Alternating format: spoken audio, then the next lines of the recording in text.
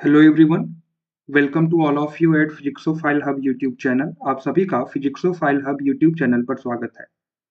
आज हम electric charges and fields का लेक्चर नंबर 4 स्टार्ट करेंगे। आज के लेक्चर में हम प्रॉपर्टीज ऑफ चार्जेस को डिटेल में जानेंगे। उसके अलावा हम कूलॉम्स लॉ या कूलॉम के नियम को डिटेल में डिस्कस करेंगे। ठीक है, तो लास्ट क्लास में हमने इलेक्ट्रोस्टैटिक चार्जिंग या फिर चार्जिंग मेथड को लेकर के डिस्कशन किया था और हमने देखा था कि 3 तरह के मेथड हो सकते हैं किसी बॉडी को चार्ज करने के। पहला था फ्रिक्शन मेथड, दूसरा था कंडक्शन मेथड और तीसरा था आपका इंडक्शन मेथड। तो उन तीनों मेथड को हमने डिटेल में डिस्कस किया था।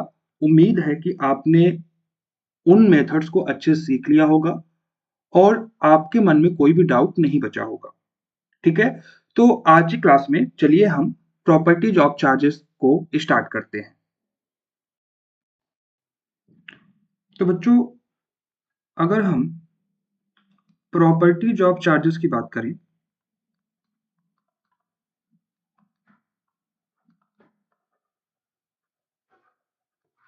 जिसको हम बोलते हैं आवेशों का गुण,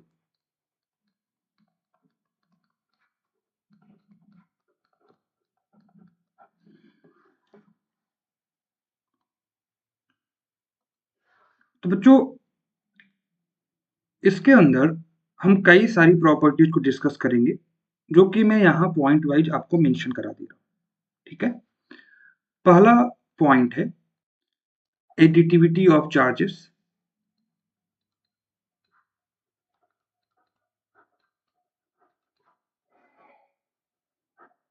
जिसको हम कहते हैं आवेशों का योग।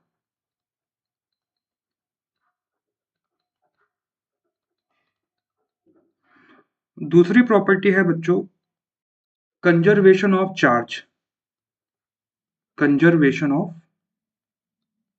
चार्ज मतलब आवेशों का संरक्षण।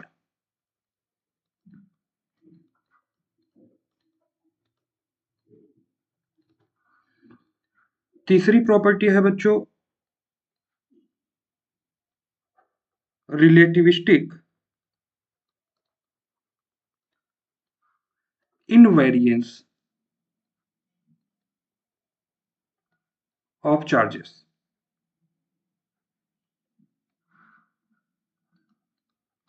सापेक्षिक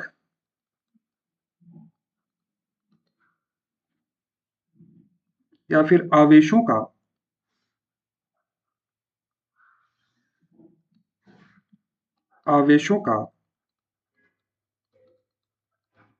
सापेक्षिक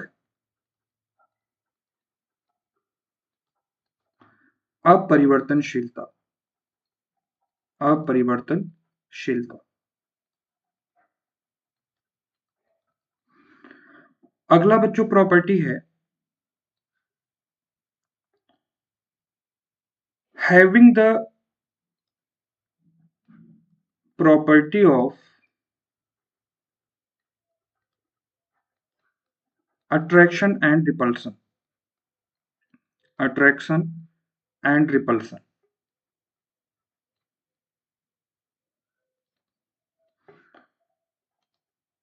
आकर्षण एवं प्रतिकर्षण का गुण, आकर्षण एवं प्रतिकर्षण का गुण।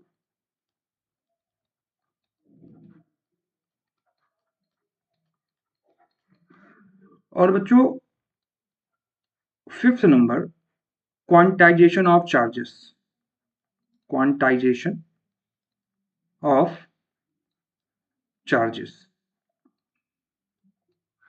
इसका मतलब होता है आवेशों का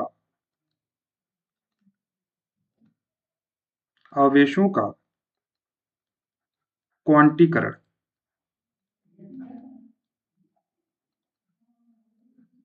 ठीक है, तो बच्चों अभी हम क्या करेंगे कि इन 5 प्रॉपर्टीज को हम डिटेल में डिस्कस करेंगे वन बाय वन इसी सीक्वेंस में। ठीक है, तो आप सारी प्रॉपर्टीज को अच्छे समझेंगे और आपको एक अंडरस्टैंडिंग ये डेवलप करेगा किस तरीके से चार्जेस प्रॉपर्टीज रखते हैं। ऑलराइट, चलो बच्चों हम लोग पहली प्रॉपर्टी यानी एडिटिविटी ऑफ चार्जेस पे बात करते हैं। एडिटिविटी ऑफ चार्जेस, आवेशों का योग। देखो बच्चों इसका मतलब क्या है, पहले आप इसका मतलब समझ लो, फिर अगर आप इसको समझ जाओगे तो आपको लिखना काफी आसान हो जाएगा। सपोज दैट बच्चों ये कोई बॉडी है ना। इस बॉडी में ढेर सारे चार्जेस हैं, plus Q1 plus Q2 minus Q3। तो बच्चों डिफरेंट डिफरेंट पार्ट पे या डिफरेंट डिफरेंट जगह पे बच्चों अलग अलग चार्जेस हैं। लेकिन याद रहे कि ये सारे चार्जेस एक ही बॉडी के अलग अलग पॉइंट पे हैं। जैसे बच्चों मैं ढेर सारे चार्जेस ले सकता हूँ, ऑलराइट। तो सपोज दैट कि कोई बॉडी है, कोई वस्तु है, उस वस्तु के अंदर अलग अलग पॉइंट पे अलग अलग चार्जेस हैं। तो इस सिनेरियो में जो इस बॉडी का हमें चार्ज काउंट करना होगा बच्चों, हम कौन सा करेंगे? हम Q1 को करेंगे, Q2 को करेंगे, Q3 को करेंगे, Q4 को करेंगे? तो हमें ये चीज क्लियर नहीं होगा ना। तो बच्चों इसके लिए हमने क्या किया है कि हमने इसका टोटल सम ले लिया है, टोटल योग ले लिया है, जिसको हम अलजेब्रिक सम भी बोलते हैं, बीजगणितीय योग बोलते हैं। तो बच्चों क्या करेंगे कि हम इन सभी को जोड़ देंगे, इन सभी का को ऐड कर देंगे। तो Q1 प्लस Q2 Q3 और बच्चों लास्ट में क्या हो जाएगा Q4। क्या आपको समझ में आया? तो कभी भी अगर कोई बॉडी पर ढेर सारे चार्जेस हैं तो हम उन बॉडीज के सभी चार्जेस को ऐड कर देंगे, अलजेब्रिक सम ले लेंगे। तो बच्चों हमें उस बॉडी का टोटल चार्ज निकल जाएगा, मिल जाएगा, और उसी टोटल चार्ज को हम लोग अपने कैलकुलेशन या न्यूमेरिकल वगैरह में हम यूज करते हैं। हम केवल एक कोई सिंगल चार्ज को लेके काउंट नहीं कर सकते, हमें टोटल चार्ज को ही लेके चलना पड़ेगा। अब देखो बच्चों एक टर्म मैं आपसे यहीं पे डिस्कस करना चाहूंगा, अलजेब्रिक सम, है ना। ये बच्चों टर्म आपको फिजिक्स के अंदर बार बार दिखता रहेगा। तो बच्चों हम क्या करते हैं, थोड़ा सा समय लेके इसको समझ लेते हैं, जिससे कि अगर ये दोबारा हमें दिखे तो हम इसको आसानी से समझ पाए।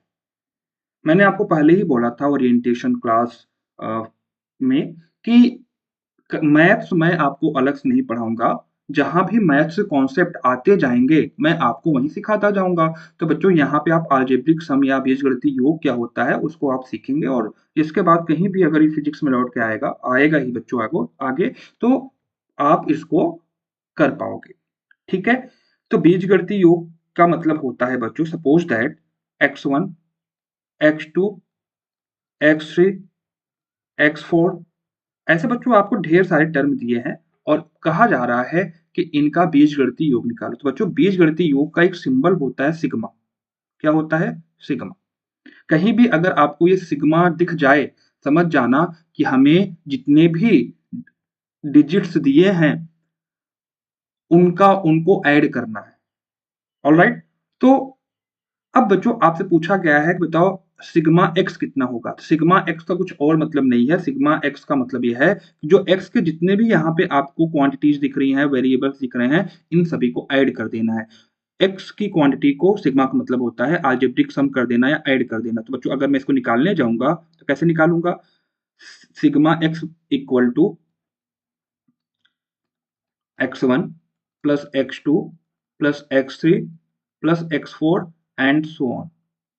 क्या आप समझ पाए? अच्छा बच्चों ये अगर स्क्वायर के फॉर्म में होता है, x1 स्क्वायर, है ना, x2 square, x3 square, x4 square and so on, तो बच्चों यहाँ भी स्क्वायर आ जाता।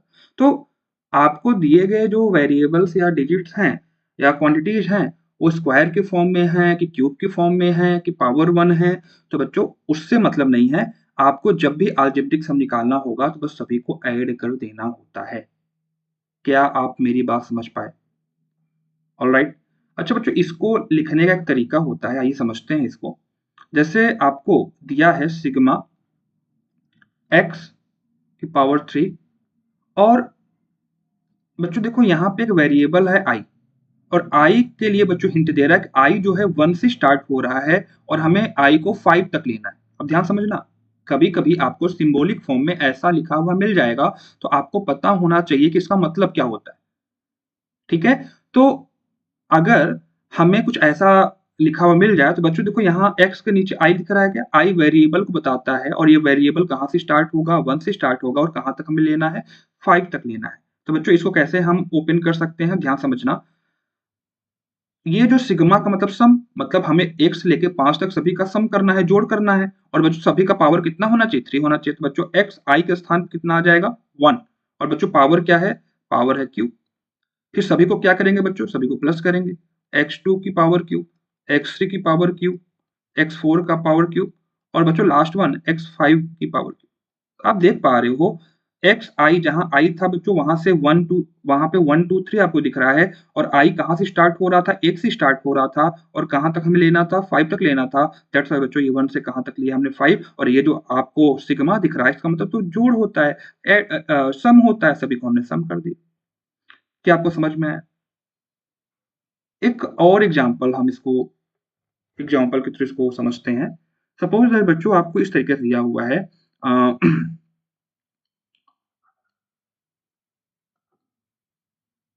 y2 का स्क्वायर, y3 का स्क्वायर, y4 का स्क्वायर, y5 का स्क्वायर और y6 का स्क्वायर। और बच्चों आपको इस फॉर्मेट में सिग्मा के फॉर्मेट में इसको चेंज करना है। कैसे चेंज करोगे बच्चों, पहले लगाओगे सिग्मा, सिग्मा लगाते ही जो अलजेब्रिक सम था ये इसको काउंट करना शुरू काउंट करेगा। और बच्चों यहाँ पे क्या है, y, यहाँ पे क्या है y और y का पावर कितना है, 2। ऑलराइट। और बच्चों वेरिएबल जहां है वहां पे क्या लिख देंगे, आई कहां से स्टार्ट हो रहा है बच्चों, i2 से स्टार्ट हो रहा है और आई कहां तक हम ले रहे हैं, i6 तक हम ले रहे हैं। तो क्या बच्चों हम इसको इस तरीके से कन्वर्ट कर सकते हैं? क्या आपको ये समझ में आया? तो बच्चों हम इसको इस फॉर्मेट में कन्वर्ट कर सकते हैं और इसको हम इस फॉर्मेट में कन्वर्ट कर सकते हैं। तो आपको कभी भी परेशान होने की जरूरत नहीं है। कभी भी अगर अलजेब्रिक सम निकालने को आ जाएगा तो सिग्मा क्या होता है, आई वेरिएबल को शो करता है, आई कहाँ से स्टार्ट करना है, कहाँ तक लेना है और बाकी सभी को जोड़ देना है। हम बस इतनी चीजें यहाँ पे काउंट करेंगे। तो उम्मीद है आपको ये चीजें समझ में आ गई होंगी। और मान लो थोड़ा बहुत आपको कहीं डाउट हो तो इसको आप वीडियो को दोबारा देख लीजिएगा तो आपको ये कॉन्सेप्ट क्लियर हो जाएगा। ठीक है बच्चों, क्या आपको इतना समझ में आ गया? ओके। तो वापस से हम आते हैं अपने topic algebraic additivity of charges पे। एडिटिविटी ऑफ चार्जेस,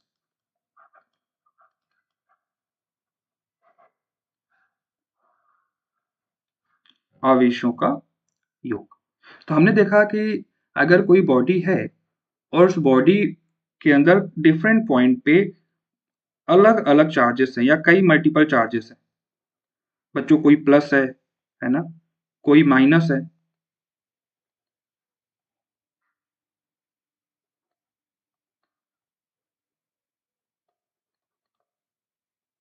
तो बच्चों अलग अलग पॉइंट पे आप देख पा रहे हो आपको अलग अलग या फिर मल्टीपल चार्जेस आपको दिखाई पड़ रहा है। ऐसे में एडिटिविटी ऑफ चार्जेस प्रॉपर्टी के थ्रू आवेशों के योग के गुण के अनुसार हम क्या करते हैं कि इन सभी चार्जेस को ऐड कर देते हैं।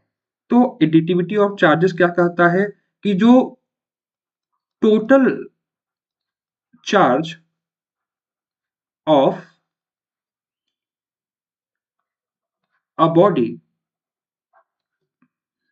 Is algebraic sum of all the charges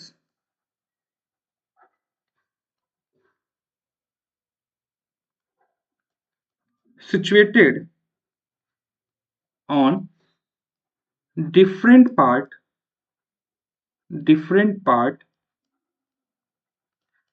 of the body। इसका सीधा तो बच्चों कहने का मतलब ये है कि जो टोटल चार्ज होगा वो अलजेब्रिक सम के इक्वल होगा। किसके अलजेब्रिक सम के बच्चों, ऑल दी चार्जेस। जो हमने यहाँ पे ऑल दी चार्जेस लिया है अगर उसका अलजेब्रिक सम ले उसका ऐड कर दें तो हमें क्या निकल के आ जाएगा, टोटल चार्ज निकल के आ जाएगा। तो वही तो भी हम डिस्कस कर रहे थे। क्या आपको समझ में आया? और बच्चों ये जो लास्ट में लिखा सिचुएटेड ऑन डिफरेंट पार्ट, मतलब ये जो चार्जेस हैं जो एक ही पॉइंट पे हो, अलग अलग पॉइंट पे होंगे, अलग अलग पार्ट में होंगे। दैट्स वाई बच्चों मैंने ये चीज यहाँ पे लिखा है। क्या आपको समझ में आ गया? तो आपको केवल इस की पॉइंट पे ध्यान देना है कि हमें टोटल चार्ज को लेना है, और वो टोटल चार्ज कैसे मिलेगा हमें? जितने गिवन मल्टीपल चार्जेस हैं, ऑल दी चार्जेस हैं, उनका हम अलजेब्रिक सम ले लेंगे तो हमें टोटल चार्ज यहाँ से मिल जाएगा। हिंदी मीडियम वाले बच्चे समझेंगे कि जो किसी भी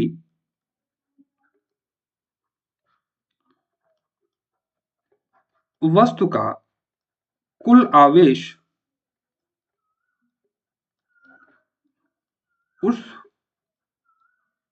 वस्तु में उपस्थित सभी आवेशों के बीजगणितीय योग के बराबर होता है। बीजगणितीय योग के क्या होता है? बराबर होता है।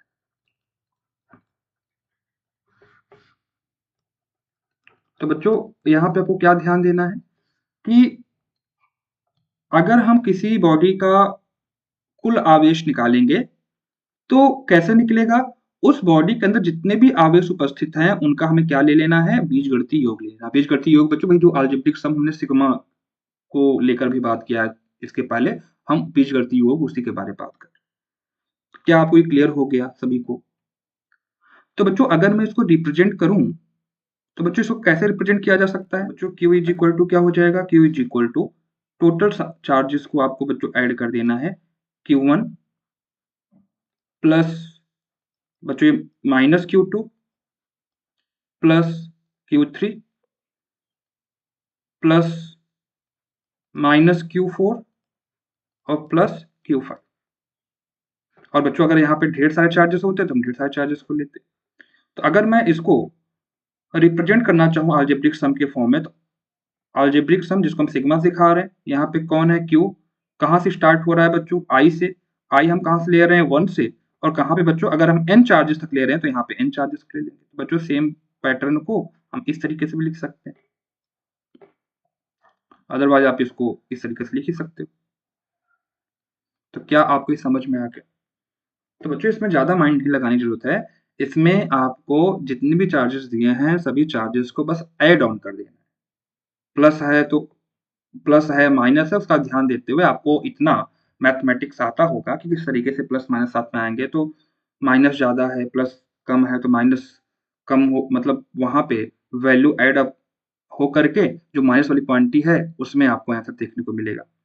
तो ये सारी चीज़ें आपको पहले से पता है, बट यहाँ पे हो सकता है कि आपको ये देख करके थोड़ा-सा लग रहा हो कि चीज़ें उतनी आसान नहीं है। लेकिन बच्चों एक्चुअल में बस यही बातें कहने का मेरा मतलब था कि अगर टोटल चार्ज आप निकालने जा रहे हो तो आपको दिए गए जितने भी चार्जेस हैं उन्हीं को ऐड कर देना है। ठीक है, क्लियर है यहाँ पे? तो बच्चों एक काम करते हैं, इस पे हम एक एग्जांपल ले लेते हैं। एग्जांपल कैसे? जैसे सपोज दैट बच्चों ये कोई बॉडी है, यहाँ पे +2 कूलाम है, यहाँ पे +4 कूलाम है, यहाँ पे -5 कूलाम है, और कह रहा है इसका टोटल चार्ज कितना होगा। तो बच्चों आपने एडिटिविटी ऑफ चार्जेस अभी प्रॉपर्टी देखा ही, जो टोटल चार्ज होगा Q इज इक्वल टू आपको सभी को ऐड कर देना है, +2 कूलाम +4 कूलाम प्लस -5 कूलाम। ठीक है, तो ये क्या हो जाएगा? 4 + 2 6 हो जाएगा, 6 - 5 1 कूलाम बचेगा। तो बच्चों यहाँ पे आंसर कितना हो जाएगा? 1। क्या आप सभी को क्लियर है? क्या आपको ये समझ में आया? तो भले ही यहाँ पे ढेर सारे चार्जेस थे, बट आपको टोटल चार्ज निकालना पड़ेगा, और टोटल चार्ज हम किस तरीके से निकालेंगे वो हमने अभी एडिटिविटी ऑफ चार्जेस में सीख लिया। ऑलराइट, अब बच्चों हम बात करते हैं नेक्स्ट प्रॉपर्टी को हम डिस्कस करते हैं। सेकंड प्रॉपर्टी बच्चों हमने देखा था, कौन सा था? सेकंड प्रॉपर्टी था हमारा कंजर्वेशन ऑफ चार्जेस। अब बच्चों कंजर्वेशन ऑफ चार्जेस का मतलब क्या है? कंजर्वेशन ऑफ चार्जेस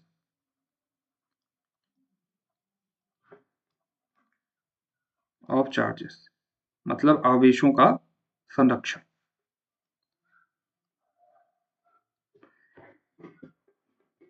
देखो बच्चों, ये आप कैसे समझ सकते हो कि अभी हमने लास्ट क्लास में डिस्कस किया कि कोई बॉडी एक्स है, कोई बॉडी बॉडी वाई है, और इन दोनों बॉडीज के बीच में हम क्या करा रहे हैं, फ्रिक्शन करा रहे हैं।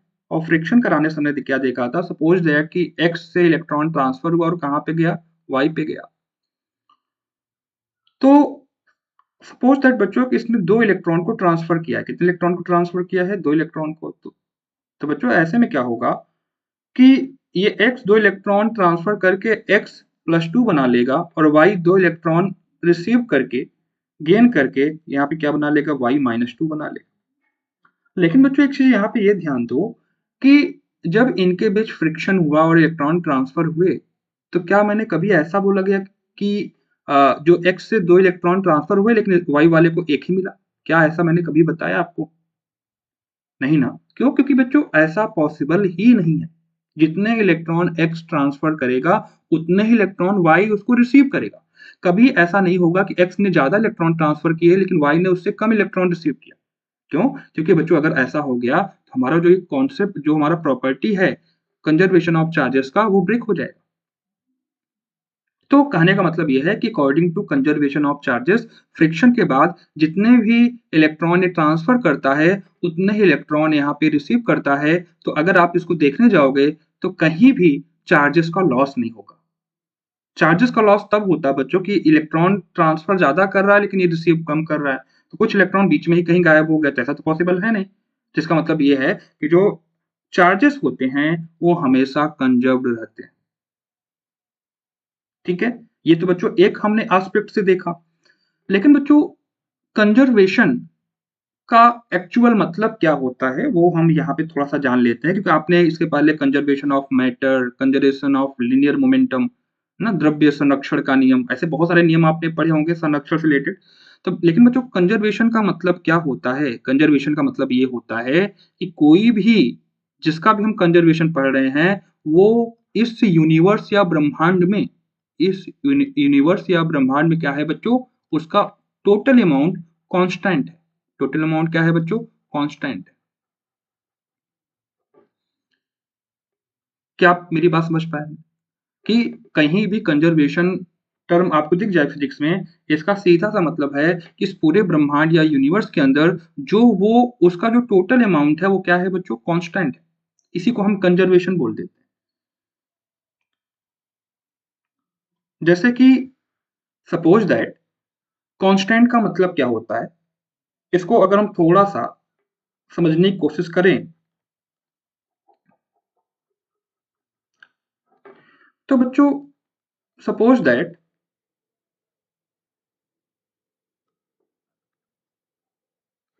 ये आपका टोटल यूनिवर्स है। ऑलराइट, टोटल क्या है? यूनिवर्स है। इस टोटल यूनिवर्स में जो टोटल, हम मनी को लेके इसको समझ लेते हैं, टोटल जो मनी है इस यूनिवर्स में 100 रुपए का है। कितने रुपए का है? 100 रुपए का है। अब बच्चों अब ध्यान दीजिएगा, अब ये 100 रुपए कई लोगों में बटे होंगे। वो लोग आपस में इन पैसों को एक्सचेंज करके चीजें खरीद पा रहे होंगे। बट 1000 साल भी बाद भी ये पैसा 100 रुपए ही रहेगा। भले ही अंदर आपस में मनी एक्सचेंज जो हो रहा है, लोग ऑब्जेक्ट खरीद रहे हैं एक्सचेंज करके, बट यहाँ पे टोटल की बात करेंगे तो टोटल बच्चों यहाँ क्या रहेगा? नियत रहेगा। उसके 1000 साल बाद भी कितना रहेगा बच्चों? 100 रुपए ही रहेगा। उसके 1000 साल बाद भी कितना रहेगा बच्चों? 100 रुपए ही रहेगा। आप क्या देख रहे हो कि टाइम तो बीत रहा है लेकिन जो टोटल अमाउंट है वो क्या है? कांस्टेंट है। तो बच्चों फिजिक्स में जब कोई भी क्वांटिटी टाइम के रिस्पेक्ट पे ना बदले, समय के अनुसार ना बदले, उसी को हम क्या बोल देते हैं? कांस्टेंट बोल देते हैं। क्या आप मेरी बात लिंक कर पाए? ये जो टोटल मनी था इस यूनिवर्स में, आप देख पा रहे हो कि स्पेसिफिक टाइम या फिर एक पर्टिकुलर टाइम के भीतर भी अगर आप देखो तो बच्चों ये अमाउंट क्या है? सेम है। तो चाहे आप कितने भी वर्ष बाद देखोगे, ये आपको अमाउंट सेम ही मिलेगा। और ये कौन सा फीचर है फिजिक्स का? ये कांस्टेंट का फीचर। आप ये मेरी बात समझ पाए, लिंक कर पाए? अब बच्चों थोड़ा सा और इसको हम ओपन करते हैं, ठीक है? ये तो कांस्टेंट कैसे हो गया, समय के साथ चीजें नहीं बदल रही हैं तो ये कांस्टेंट हो गया, नियत हो गया, ऑलराइट। लेकिन बच्चों एक चीज और ध्यान दो, जैसे 100 रुपए ही बना है कई वर्षों के बाद भी, ऐसा क्यों हो पा रहा है? ऐसा इसलिए हो पा रहा है बच्चों कि ना तो 100 रुपए में एक भी रुपए ऐड हो रहा है और ना ही 100 रुपए में एक भी रुपए माइनस हो रहा है। क्या आप मेरी बात लिंक कर पा? अगर प्लस होता बच्चों समय के साथ ये बढ़ता जाता, 100 से 101, 102। और अगर ये माइनस होता तो समय के साथ ये घटता जाता ना। लेकिन बच्चों ना तो यहाँ पे प्लस हो रहा है और ना ही यहाँ पे क्या हो रहा है, माइनस हो रहा है। तो बच्चों इसी को हमने कहा, ना तो क्रिएट हो रहा है, ध्यान समझना, ना तो क्रिएट हो रहा है और ना ही डिस्ट्रॉय हो रहा है। तो आप जो रटी रटाई भाषा पढ़ते हो ना कि neither can be created nor be destroyed, तो बच्चों नीदर कैन बी क्रिएटेड ना तो बन रहा है और ना ही नष्ट हो रहा है। तो ना, जब कोई चीज ना तो बनेगी, ना तो क्रिएट होगी और ना ही डिस्ट्रॉय या नष्ट होगी, तो बताओ चीजें क्या बदलेंगी, क्या अमाउंट में? नहीं बदलेंगी। तो ये कांस्टेंट को इस तरीके से हम समझ सकते हैं। तो क्या बच्चों आपको समझ में आ गया कि किस तरीके से आप चीजों को रटते आए, लेकिन इसका एक्चुअल मतलब क्या होता है? जब कोई भी चीज समय के साथ ना तो बने, ना तो क्रिएट हो, ना ही डिस्ट्रॉय मतलब नष्ट हो, तो चीजें समय के साथ बच्चों कभी भी बदलेंगी नहीं, समय के साथ कांस्टेंट हो जाएंगी। आई होप आप ये मेरी बात समझ पाए होंगे। तो बच्चों आते हैं वापस, तो इस यूनिवर्स में जो टोटल चार्ज है बच्चों वो क्या है, कांस्टेंट है। इसी को हम ऐसे ही बोल सकते हैं बच्चों, ये जो भी हमने charges neither can be created nor be destroyed.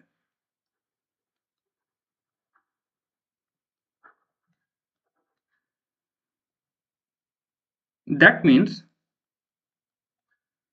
Total charge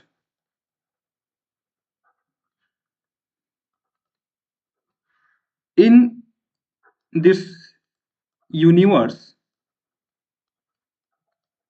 remains constant। तो बच्चों एक बात बताओ, ये जो हमने देखा कि charges neither can be created nor be destroyed, उसी को तो ये बच्चों बता रहा है total charge in this universe remains constant. तो चाहे आप इसको ऐसे बोलो चाहे आप इसको ऐसे बोलो, क्योंकि बच्चों जब रिमेन्स कांस्टेंट रहेगा तभी तो कह पा रहे हो कि neither can be created nor be destroyed. आप ये समझ पाए, लिंक कर पाए? तो बच्चों आई होप आपको मैंने ये एस्पेक्ट अच्छे से समझा पाया हूँगा। और बच्चों ऐसा नहीं कि यहीं पे ये होगा, कंजर्वेशन कहीं भी आ जाएगा तो चीजें समय के साथ कांस्टेंट हो जाएंगी। चीजें ना तो बनेंगी, ना तो नष्ट होंगी, ना तो क्रिएट होंगी, ना तो डिस्ट्रॉय होंगी। बट मतलब पूरे यूनिवर्स में चाहे जितना भी समय हो जाए, लेकिन वो चीजें हमेशा उतनी ही रहेंगी, कांस्टेंट रहेंगी। ठीक है, हमारे हिंदी मीडियम वाले बच्चे ध्यान से समझेंगे।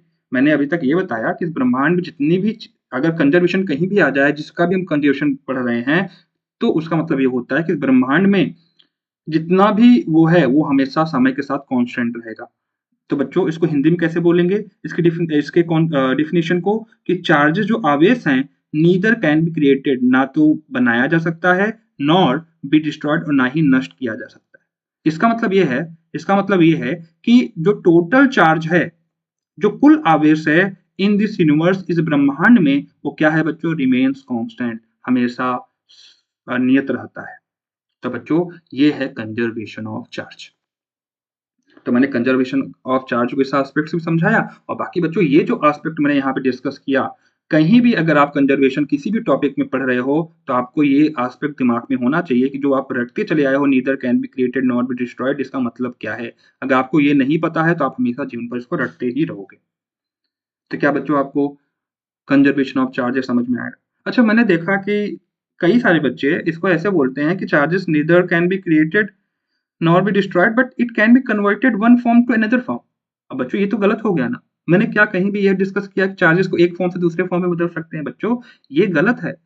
हाँ, एनर्जी की जब बात करते हैं तो हम एनर्जी के अलग अलग फॉर्म होते हैं बच्चों, तो हम अलग अलग एनर्जी को अलग अलग एनर्जी में कन्वर्ट कर सकते हैं। क्या आप मेरी बात समझ पा रहे हैं? जैसे बच्चों इलेक्ट्रिक फैन चल रहा है तो इलेक्ट्रिक फैन को इलेक्ट्रिकल एनर्जी चाहिए चलने के लिए, और जब वो चल रहा है तो उसको मैकेनिकल एनर्जी वो दे रहा है हमें। कर रहा है। तो इसका मतलब कोई अगर वैद्युत पंखा चल रहा है तो उसको हम वैद्युत ऊर्जा दे रहे हैं इनपुट के तौर पर, आउटपुट में हमें वो यांत्रिक ऊर्जा दे रहा है। तो इसका मतलब ये है कि कहीं ना कहीं ऊर्जा को हमने या एनर्जी को हमने एक फॉर्म से दूसरे फॉर्म में कन्वर्ट कर दिया। लेकिन जो चार्जेस का फॉर्म आप बताओ और कौन सा चार्जेस का फॉर्म होता है? इसका मतलब वो जो चीजें हैं वो गलत हैं। चार्जेस का कोई फॉर्म, चार्जेस का एक फॉर्म से दूसरे फॉर्म में ट्रांसफर आप करोगे, चार्जेस का फॉर्म बताओ फिर। तो चार्जेस का फॉर्म पॉसिबल ही नहीं। तो आप ये चीजें रटने के बजाय ये चीज समझो कि हाँ, कि चार्जेस को न तो बनाया जा सकता है न तो ही डिस्ट्रॉय किया जा सकता है। मतलब टोटल जो चार्ज है इस यूनिवर्स में वो क्या है, हमारा कांस्टेंट। समझ में आया? ठीक है। अब बच्चों हम अगले प्रॉपर्टीज पे चलते हैं, और अगला प्रॉपर्टी हमारा क्या है?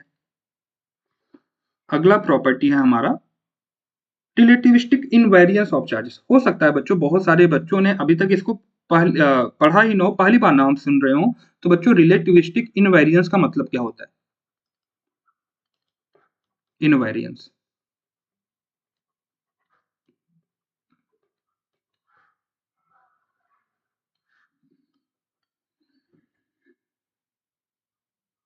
ठीक है।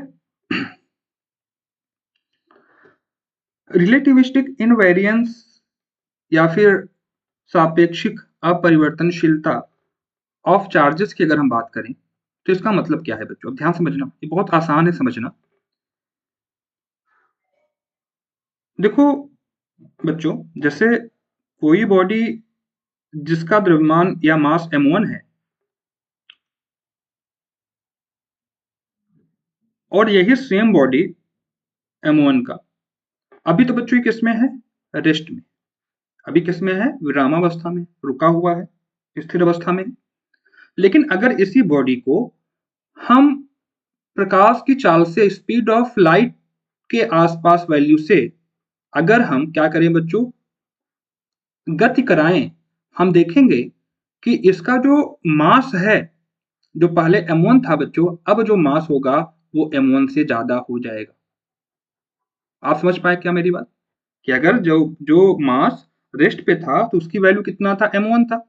लेकिन अगर इसी द्रव्यमान वाली वस्तु को हम प्रकाश के चाल के आसपास स्पीड से अगर फेंकें, तो इस सिनेरियो में हम देखेंगे कि अब इसका मास पहले से क्या हो गया है? बढ़ गया है। तो क्या बच्चों, जो मास है, द्रव्यमान है, क्या वो गति या मोशन पर निर्भर करता है? बिल्कुल करता है। क्या आप यहां से इसको समझ पाए? तो अगर आप स्पीड के साथ देखो तो मास की वैल्यू क्या होती है बच्चों? स्पीड के साथ मास की वैल्यू चेंज होती है। वेलोसिटी के साथ जो मास की वैल्यू क्या होती है बच्चों? चेंज होती है। लेकिन चार्ज के साथ ऐसा नहीं होता है। चार्ज चाहे स्टैटिक हो, चार्ज चाहे डायनेमिक हो, दोनों ही सिनेरियो में चार्ज हमारा सेम है।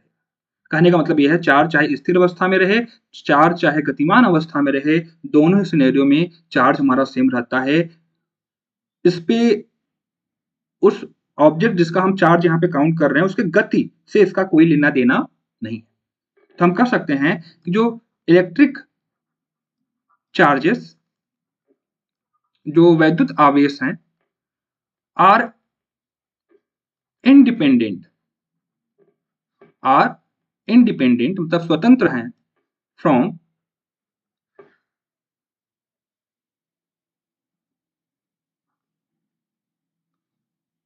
या फिर इसको ऐसे बोल सकते हैं हम लोग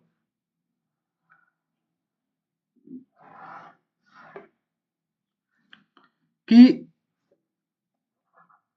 electric charge of an body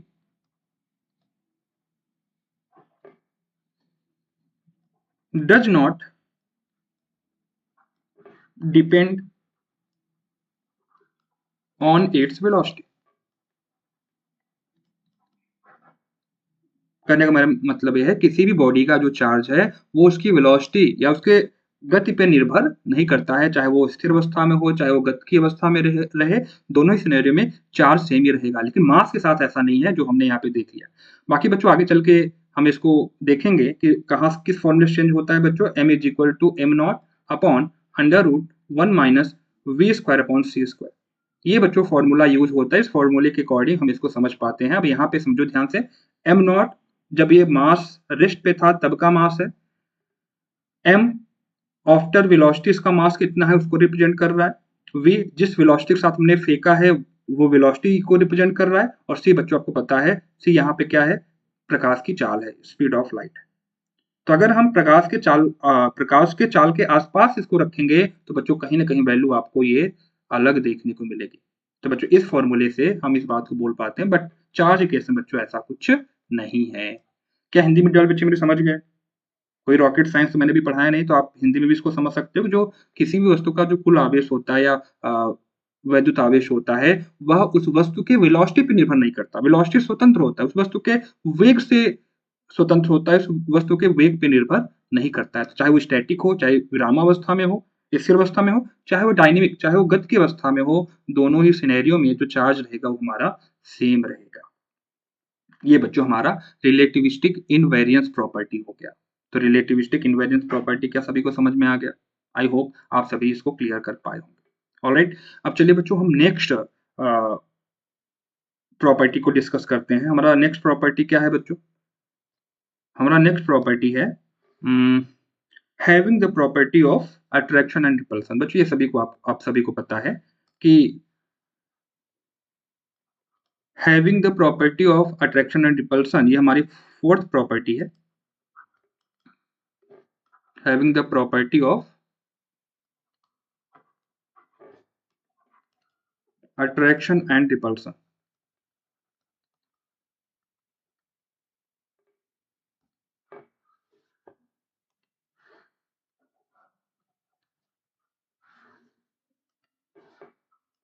Attraction and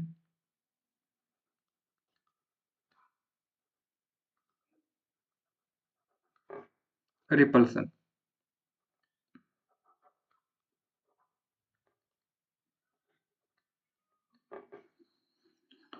ये बच्चों हमारी फोर्थ प्रॉपर्टी है। तो इसमें बस सीधा सा हमें ये समझना है कि जो सेम चार्जेस होते हैं, जैसे प्लस प्लस हो गया या माइनस माइनस हो गया, बच्चों दोनों सेम चार्जेस हैं क्या? तो बच्चों ये हमेशा रिपल्सन को शो करेंगे। किसको शो करेंगे? रिपल्सन को शो करेंगे। और बच्चों अगर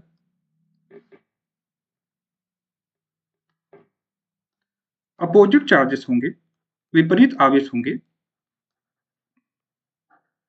लाइक प्लस और माइनस, क्या बच्चों अपोजिट चार्जेस है तो इनके बीच क्या होगा? अट्रैक्शन होगा। तो सेम चार्जेस एक दूसरे को प्रतिकर्षित करते हैं, same charges repel to each other, and जो अपोजिट चार्जेस होते हैं एक दूसरे को अट्रैक्ट करते हैं, अट्रैक्ट टू ईच अदर। तो बच्चों ये तो सभी को पता था। तो ये हमारी फोर्थ प्रॉपर्टी हो गई, having the property of attraction and repulsion. ठीक है, ऑलराइट। अब बच्चों लास्ट प्रॉपर्टी और सबसे इंपॉर्टेंट अगर कोई प्रॉपर्टी है बच्चों, वो है लास्ट वाला, क्वांटाइजेशन ऑफ चार्जेस। ऐसा मैं क्यों बोल रहा हूं बच्चों? क्योंकि बच्चों इस पे बेस्ड आप एग्जाम में न्यूमेरिकल पूछा जाता है, तो इस पे न्यूमेरिकल भी पॉसिबल है इस प्रॉपर्टी, क्वांटाइजेशन ऑफ चार्जेस, जिसको हम आवेशों का क्वांटीकरण बोलते हैं। ठीक है, तो बच्चों आवेशों का क्वांटीकरण या क्वांटाइजेशन ऑफ चार्जेस एक्चुअल में है क्या, तो उसको थोड़ा सा हम लोग समझ लेते हैं। जो क्वांटाइजेशन है, जो क्वांटीकरण है, उसका मतलब ये होता है कि जैसे अभी हमने थोड़ी देर पहले देखा ना कि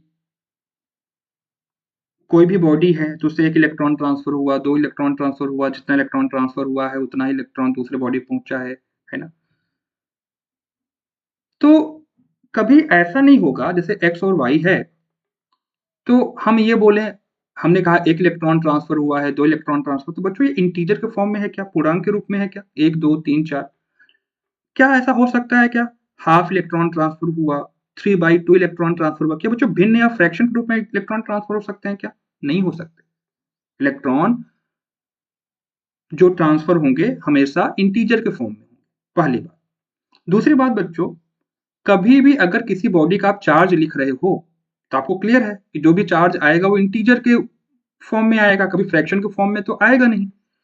तो इसका मतलब ये है कि जो चार्ज होगा किसी बॉडी का, वो जो आपका एलिमेंट्री चार्ज है, जिसको हम इलेक्ट्रॉन बोलते हैं, उसका हमेशा इंटीजर का मल्टीपल होगा। एन का मतलब बच्चों यहाँ इंटीजर से है, इंटीजर का मतलब क्या होता है, 1 2 3 एंड सो ऑन। यहाँ पे फ्रैक्शन नहीं आएगा। क्या आप मेरी बात समझ पाए? तो क्वांटाइजेशन का सीधा सा मतलब होता है कि किसी भी बॉडी पे जो चार्ज होता है वो हमेशा जो आपका एलिमेंट्री चार्ज है, जो इलेक्ट्रॉन है, उसका हमेशा पूर्ण गुणित होता है, इंटीग्रल मल्टीपल होता है। और इंटीग्रल मल्टीपल का मतलब यह है कि ये n जो होगा ये फ्रैक्शन के फॉर्म में नहीं, हमेशा किस फॉर्म में होगा, इंटीजर के फॉर्म में। क्या आप मेरी बात समझ पाए? इसको हम ऐसे भी समझ सकते हैं कि क्वांटाइजेशन कहता है कि कभी भी किसी भी बॉडी का जो चार्ज होगा वो फ्रैक्शन के फॉर्म में नहीं हो सकता, वो हमेशा इंटीजर के फॉर्म में होगा। क्या आप मेरी बात समझ पाए? और मैंने यहाँ से आपको ये भी समझाया कि अगर किन्हीं दो बॉडीज को हम फ्रिक्शन कराते हैं, रब कराते हैं, तो इस सिनेरियो में हम देखेंगे कि इलेक्ट्रॉन हमेशा इंटीजर के फॉर्म में ट्रांसफर हुआ है। तो जब इलेक्ट्रॉन इंटीजर के फॉर्म में ट्रांसफर हुआ है तो इसका मतलब इस पे जो चार्ज आएगा वो भी इंटीजर के फॉर्म में आएगा। अगर यहाँ पे इलेक्ट्रॉन फ्रैक्शन के फॉर्म में ट्रांसफर हो पाता, भिन्न के रूप में ट्रांसफर हो पाता, तो बच्चों ऑफ कोर्स चार्ज भी फ्रैक्शन के फॉर्म में आता, लेकिन ऐसा तो है नहीं। इसका मतलब कभी भी जो चार्ज होगा वो हमेशा जो आपका एलिमेंट्री चार्ज है, जिसको हम इलेक्ट्रॉन बोलते हैं, उसका हमेशा इंटीग्रल मल्टीपल या पूर्ण गुणित होगा। और ये जो n की वैल्यू है बच्चों हमेशा ही इंटीजर होगा, 1 2 3 4। यही बच्चों सेम इसका मतलब है quantization of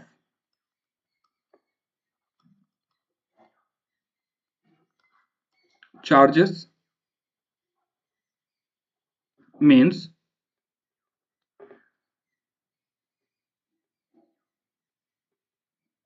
the charge of a body always will be integral multiple of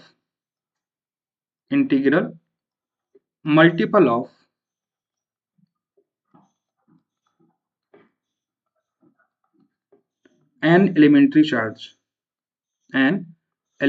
charge।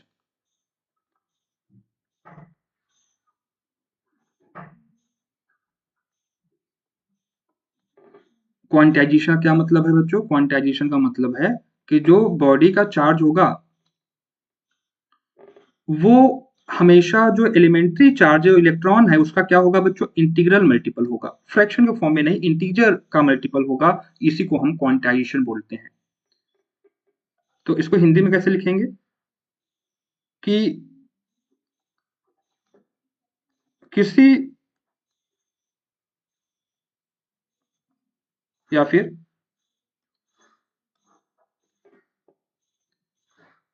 आवेशों के क्वांटीकरण का अर्थ है, क्वांटीकरण का अर्थ है कि किसी वस्तु का आवेश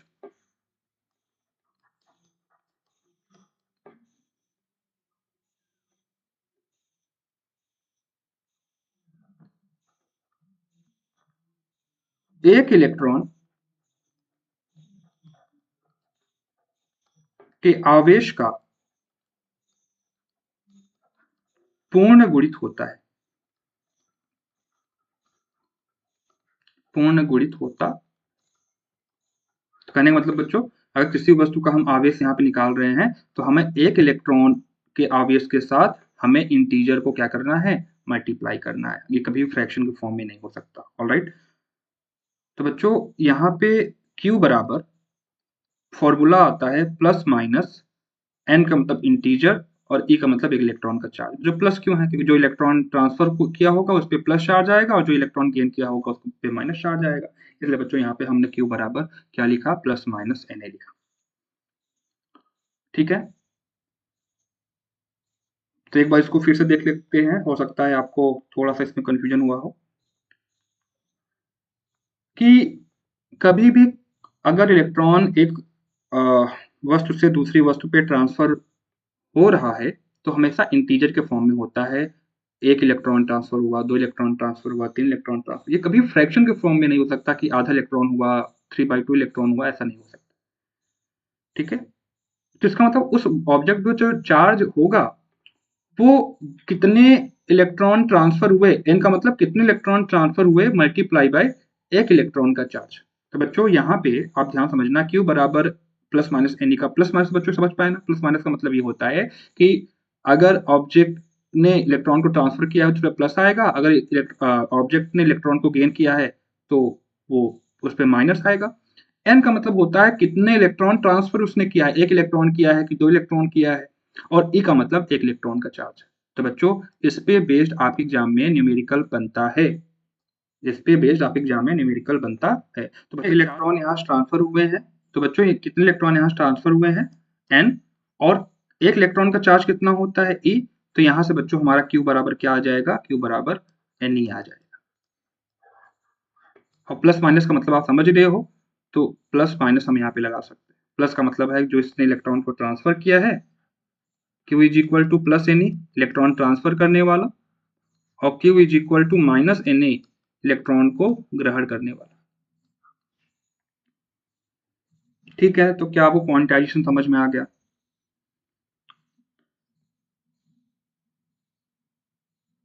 तो बच्चों हम इस पे न्यूमेरिकल भी आगे डिस्कस करेंगे, और इसके न्यूमेरिकल आपके एग्जाम पूछे भी जाते हैं, बट आपको ये चीज़ें जो मैंने अभी बताया उसको दिमाग में सेट कर लेना है कि हमेशा जब भी इलेक्ट्रॉन ट्रांसफर होता है एक ऑब्जेक्ट से दूसरे ऑब्जेक्ट पे, तो दोनों पे सेम चार्ज आता है, लेकिन एक पे पॉजिटिव होगा उतना ही, एक पे उतना ही नेगेटिव। ठीक है, और कैसे हमने चार्ज निकाला, कितने इलेक्ट्रॉन ट्रांसफर हुए हैं, और 1 इलेक्ट्रॉन के चार्ज को अगर हम मल्टीप्लाई कर देंगे, कितने इलेक्ट्रॉन स्थानांतरित हुए हैं, और 1 इलेक्ट्रॉन के आवेश को अगर हम मल्टीप्लाई कर देंगे तो हमारा चार्ज निकल के आ जाएगा। तो जितने इलेक्ट्रॉन ट्रांसफर हुए उसको हमने एन मान लिया, 1 इलेक्ट्रॉन का चार्ज कितना होता है, ई होता है, और इस तरीके से हम उस बॉडी के चार्ज को निकाल सकते हैं। ये है बच्चों जिसने इलेक्ट्रॉन को ट्रांसफर किया है और जिसने इलेक्ट्रॉन को रिसीव किया। तो बच्चों इस तरीके से हमारा जो क्वांटाइजेशन ऑफ चार्जेस है वो कंप्लीट हो जाता है। तो क्या बच्चों यहाँ तक आपको सारी बातें समझ में आ गई? इसी के साथ जो हमारा जो प्रॉपर्टीज ऑफ चार्जेस है ये फिनिश हो जाता है।